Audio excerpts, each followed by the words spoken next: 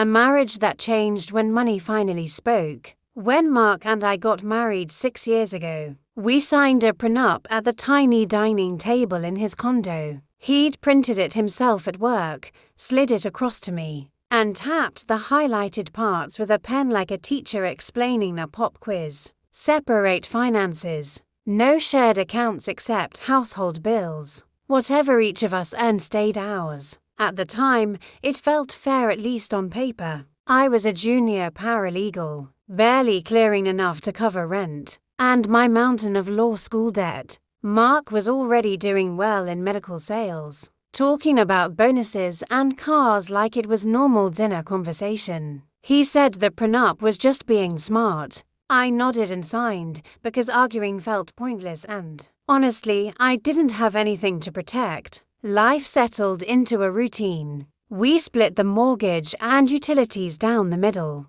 I worked long hours, went back to school, and slowly built a career he didn't ask many questions about. He never checked my pay stubs, never wondered how stressed or not stressed I was about money. As long as my half showed up on time, that was enough. 3 years into being a patent attorney, my world looked very different. The student loans disappeared. My retirement accounts were full. I bought a few things just for myself, quiet rewards for years of grinding. Mark didn't notice. Or maybe he didn't look closely enough. That changed the day I drove home in a new electric car and parked it in the driveway. Mark stood frozen, keys still in his hand. He asked if it was a client's, then if I was renting it. When I told him I'd paid for it outright, his face drained of color. He walked around the car like it might vanish if he blinked. That night, after hours of silence,